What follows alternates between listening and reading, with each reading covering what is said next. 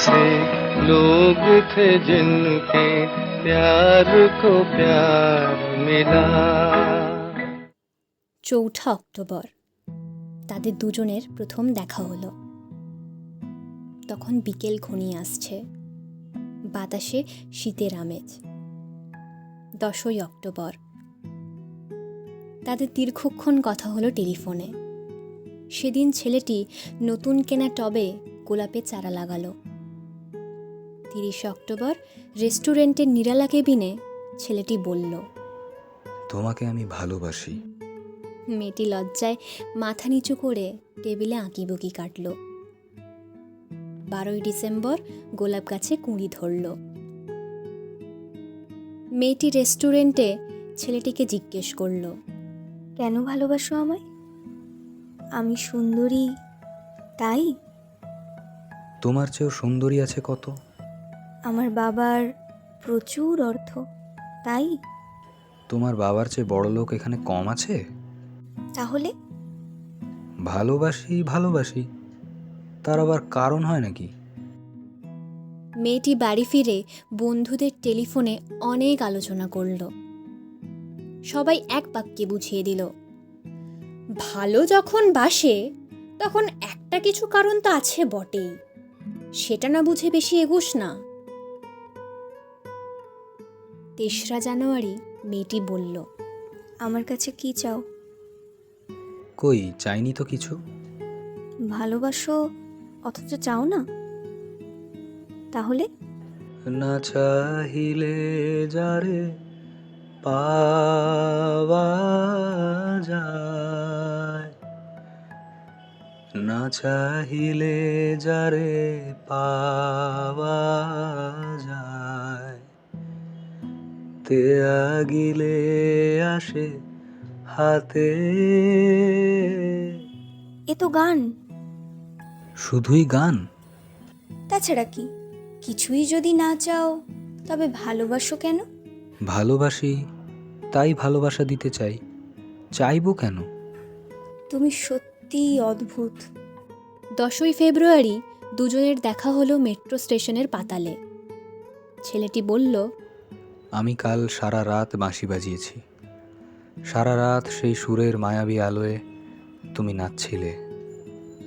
অসামান্য অনন্য সে নাচ। ধ্যাৎ, কাল সারা রাত আমি ঘুমিয়েছি। আমি কিন্তু তোমার নাচই দেখে গেছি সারা রাত। তোমার বাঁশি একদিন শুনতে হবে। 12 মার্চ ছেলেটি বাঁশি বাজালো। মেয়েটি শুনল। সময় থমকে রইল অনেকক্ষণ। বাঁশি যখন থামল, মেয়েটির 2 চোখ ভরা জলে। বলল, বাঁশি শুনতে শুনতে আমার ঘুম এলো আবেশে। আমি দেখলাম আমি নাচছি, মেঘের মাঝখানে তারাদের পাশে আমি নাচছি, আকাশে ফুলের গন্ধ। ডাক্তার আমায় বাঁশি বাজাতে নিষেধ করেছেন। সে কি? কেন? বাঁশি আমায় টেনে নিয়ে যায় স্বপ্নের মধ্যে। ডাক্তার বলেছে, স্বপ্ন দেখে আমার মস্তিষ্কের শিরা উপশিরায় জট পাকিয়ে যাচ্ছে। তাহলে ভাবছি। 16 এপ্রিল মেয়েটি বলল, আমার বন্ধুরা বলেছে তুমি খুব ভালো, অসাধারণ, কিন্তু তুমি সৃষ্টি ছাড়া। তোমার স্বপ্ন সব অর্থহীন। আমি জানি। স্বপ্ন টপ্ন ছেড়ে দিতে পারো না তুমি? না। তাহলে তুমি তো আমাকে হারাবে। তোমায় পাইনি তো কখনো। 5 মে ছেলেটির মস্তিষ্কে অপারেশন হলো। একটু সুস্থ হতে মেয়েটি এসে বলল, ভালো আছো তো? এখন আর স্বপ্ন দেখছো না তো? দেখছি আরো সুন্দর সব স্বপ্ন। তাহলে তো দেখছি অপারেশনটা আদৌ সফল হয়নি। বাড়ি ফিরে বন্ধুদের ফোন করলো মেয়েটি। বন্ধুরা এক বাক্যে বলল, বাঁশি বাজানো, স্বপ্ন দেখা সবই ব্যাকডেটেড। সৃষ্টি ছাড়া। তুই আর লোক পেলি না? তুই এত রূপসী, তোর এত উজ্জ্বল প্রসপেক্ট। ভালো যদি চাস তাহলে শিগগির বিয়ে করে ফেল তোর দাদার সেই বন্ধুকে। উনি তো শুনলাম কানাডাতেই সেটেল করবেন। 7ই জুলাই মেয়েটি আবার জিজ্ঞেস করল, তুমি সত্যি কি চাও বলো তো? তুমি আরও সার্থক, আরও সুন্দর হয়ে ওঠো। ব্যাস, আর কিছু না?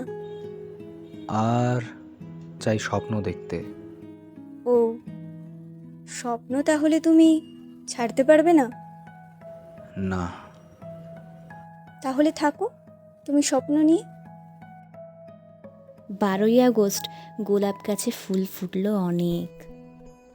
সেদিন দুপুরে ছেলেটির মস্তিষ্কে আবার অপারেশন হলো। 13ই সেপ্টেম্বর ছেলেটি মারা গেল। 14ই সেপ্টেম্বর মেয়েটির শুভ বিবাহ সুসম্পন্ন হলো কানাডাগামী সেই পাত্রের সঙ্গে। 20শে সেপ্টেম্বর গোলাপ গাছটি হঠাৎ ঝড়ে উপড়ে গেল। সেদিন সন্ধ্যার বিমানে মেয়েটি হানিমুনে গেল।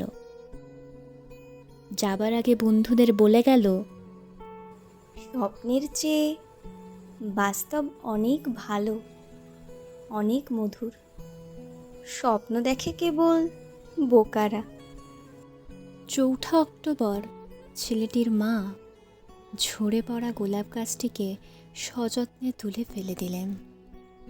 শূন্য টবে তখন কয়েকটা পোকা, কয়েকটা মাছি। আমরা কেউ জানি না ওগুলো পোকা, মাছি নাকি ছেলেটির স্বপ্ন। আমরা ঠিক জানি না। আমরা কেউই জানি না। কেউ তো ছিল না বুঝেও বোঝার মতো, ভালোবাসা শুধু যে আমার। তোমার যত চাওয়া থাক ফুলে ফুলে সাজানো, আমায় দিও কাঁটার আঘাত।